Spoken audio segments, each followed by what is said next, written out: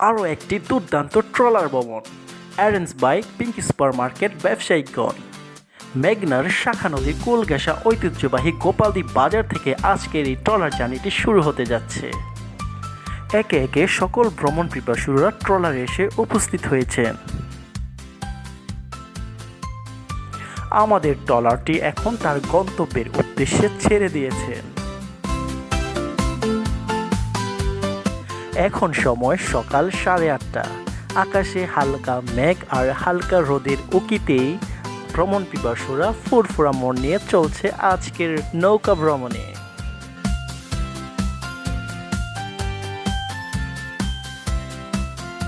এই হচ্ছে গোপালদ্বীপ বাজারের ধর্মীয় একটা জায়গা, যে জায়গাটার অসাম্প্রদায়িক প্রীতির একটা মেলবন্ধন খুঁজে পাওয়া যায়।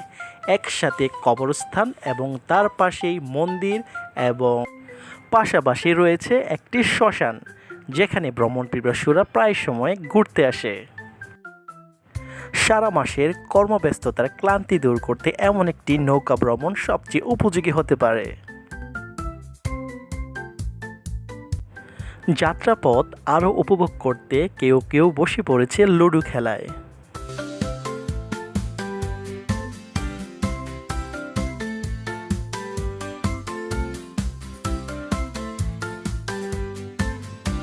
এরই মধ্যে সকালের স্পেশাল খিচুড়ি এবং দুপুরের খাবারের জন্য রান্নার প্রস্তুতি চলছে।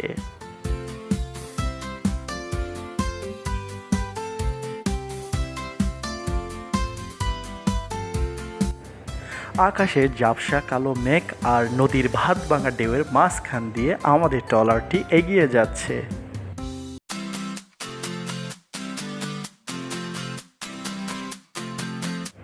অলরেডি আমরা বিষ্ণুনদী ফেরিঘাট চলে এসেছি, আর এটা চেনার সবচেয়ে ভালো উপায় হচ্ছে এই টাওয়ারটি দেখে। আরেকটু সামনে এগুলি চোখে পড়বে ঢাকার পানি সরবরাহকারী প্রতিষ্ঠান ওয়াসার এই প্রজেক্টটি। এটা আমাদের মেঘনা নদীতেই অবস্থিত, আর এখান থেকেই ওয়াসা কর্তৃক পানি সরবরাহ হবে ঢাকায়। মেঘনার অববাহিকায় এখানে অনেক জেলেদের বসবাস। রোদ বৃষ্টি ঝড় অপেক্ষা করে তারা সারাদিন মেঘনাতে মাছ ধরে। মেঘনার পাড়ে ভালো করে খেয়াল করলে দেখা যাবে এখানে ছোট ছোট চর ভেসে আছে, আর সেখানে কিছু মানুষের ছোট ছোট গ্রাম নিয়ে বসবাস। তবে একটা সময় এই চরগুলো নদী ভাঙনে একসময় বিলীন হয়ে যায়। এই চরে বসবাস করা মানুষগুলোর ঘরবাড়ি দেখলে আপনি অবাক হয়ে যাবেন। ট্রলার থেকে নেমে আপনাদের দেখাবো এই চরের ঘরবাড়িগুলো কেমন। এই অঞ্চলের মানুষগুলোর যাতায়াতের প্রধান মাধ্যম হচ্ছে ট্রলার। তারা বাজার করতে এক জায়গা থেকে আরেক জায়গায় যেতে ট্রলার ব্যবহার করে। এই অঞ্চলের মানুষের জীবনযাত্রার ধরনগুলো অবলম্বন করছে আজকের ভ্রমণ পিপাসুরা।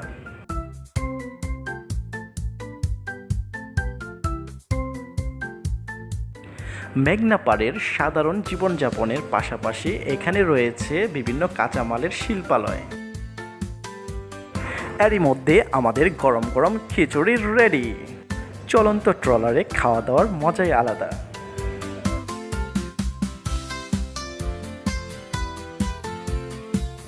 খাওয়া দাওয়া শেষ করে আমরা চলে এসেছি একটি চরে, যেখানে আমরা ফুটবল খেলবো। আর চরটি ছিল অনেক সুন্দর। চরটি ছিল খোলা আকাশ, সবুজ ঘাস, আর খেলা শেষে গোসল করার জন্য একটা পারফেক্ট জায়গা।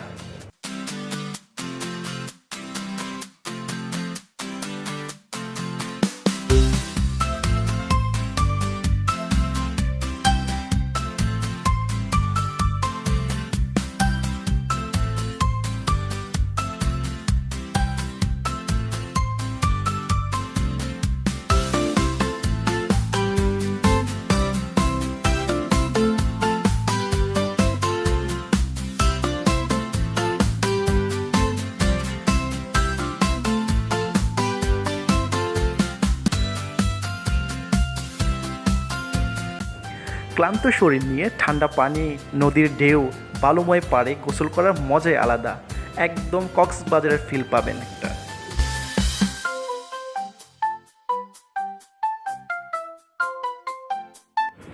চরের বাড়িঘরগুলা কেমন হয় বলেছিলাম দেখাবো, চলুন দেখে আসি। এটা হচ্ছে একটা স্থানীয় দোকান।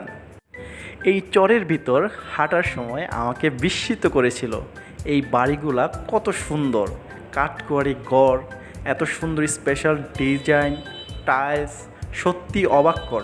বাইরে থেকে বোঝারই উপায় নেই এই চরের বাড়িগুলোগুলা এত সুন্দর। এই চরের মসজিদটাও টাইলস করা এবং এসি করা।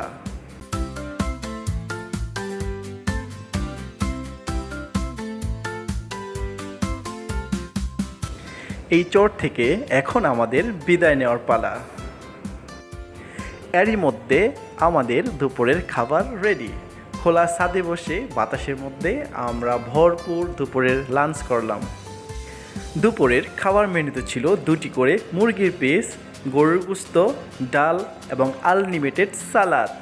দুপুরের খাবার খেতে খেতে রিফ্রেশমেন্টের জন্য চলে এলাম মায়াদ্বীপ নামক একটি জায়গায়। এইখানে মায়া না থাকলেও রয়েছে প্রচুর আকাশি গাছ। এরই মধ্যে শেষ মুহূর্তে প্রিয় মুখগুলো ফ্রেমবন্দি করে নিল। সারাদিন ঘোরাঘুরি পর ক্লান্ত শরীর নিয়ে এখন বাড়ি ফেরার পথে। এমন একটি সুন্দর মুহূর্ত উপভোগ করতে আমাকে ইনভাইট করার জন্য স্পেশালি রফিকুল ভাই এবং তার টিমকে অনেক অনেক ধন্যবাদ। আজকের মতো আল্লাহ হাফেজ।